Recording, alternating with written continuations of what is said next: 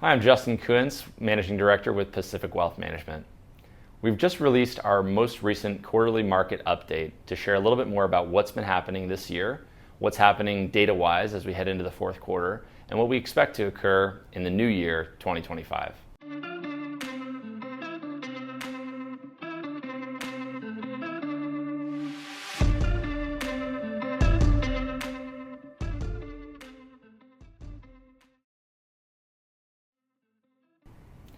Economic data has been a bit of a mixed bag for most of this year. While for the most part positive in the first half, late summer saw a bit of a swoon in data that led to financial market volatility. However, a lot of that data has since rebounded. In Q2, real GDP grew at an annualized rate of 3%. And from this chart that you can see, jobs numbers came in well above expected rates. Let's take a look.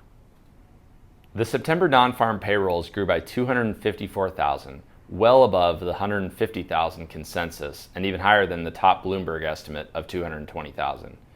Even adjusting for potential payroll overstatement, this far exceeds the level needed to absorb labor force growth.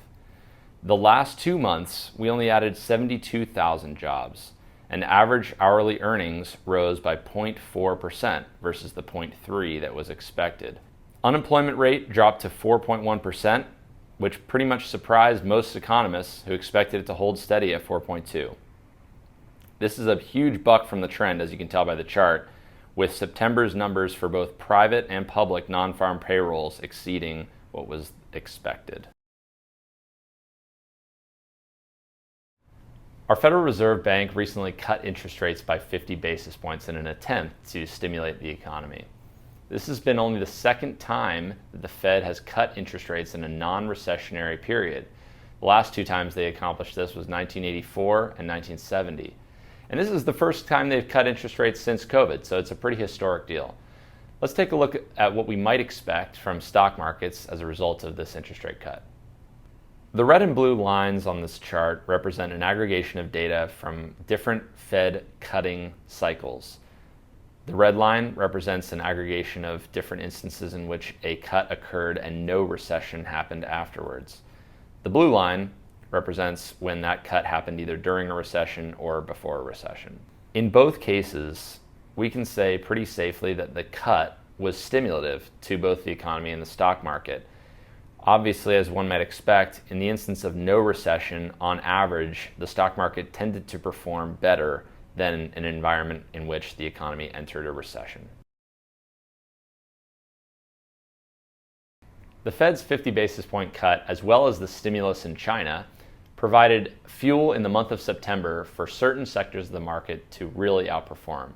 The majority of sectors in the S&P 500 saw a huge risk-on trade, or a buying of assets in those sectors of the market. This chart right here explores a little bit more about which sectors outperformed others during the month of September. Consumer discretionary stocks, utilities, communication services, and industrials were the top performers in the S&P 500, whereas energy, healthcare, and financials struggled a little bit. If we were to zoom out to the global economy, the international markets seem relatively solid, but it definitely is a mixed bag. As I just mentioned, China recently stimulated their economy in a gigantic way, and other countries around the world are doing pretty well. However, if we look at this chart right here, what we can tell is that the Purchasing Managers Index has actually fallen off a bit. Purchasing Managers Index is an index that we utilize to get a good gauge on economic activity in different countries. We pay attention to it in the United States as well as globally. This chart shows the performance of the MSCI ACWI index. Think of that as a lot of the countries around the world and how their stock markets are performing. And the blue chart down below is the Global Composite PMI. PMI is the Purchasing Managers Index, which is a survey-based indicator of business conditions. This includes individual measures of business output like new orders, employment, costs, selling prices, exports, purchasing activity, backlogs of orders, and inventory. As you can tell on the far right side of the chart, that trend that occurred in the early stages of 2024 in the positive territory has recently reversed. While PMIs currently reside in negative territory, the services sector of the global economy is keeping things afloat, showing solid growth across many regions. In emerging market space, India, the Middle East, and Brazil are actually doing quite well. And in the developed end, Japan and the UK, along with the US, are also showing expansion. China's economy has had a tough go and has slowed since the late spring, but as mentioned earlier, they recently saw a pretty large stimulus package. It might be the much needed boost that they need entering 2025 for the second largest economy in the world.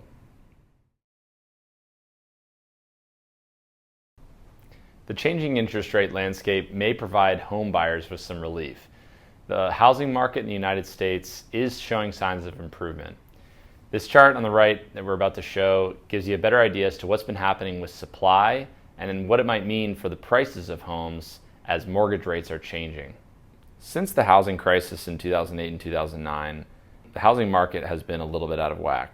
There's been too few homes available, as indicated by the top clip in this chart. Inventory is finally rising and home price growth is finally stabilizing. The supply of single-family homes has grown a lot since late 21, early 22. As you can tell by the chart, we've seen an uptick in the supply overall on both existing family homes as well as new homes being built.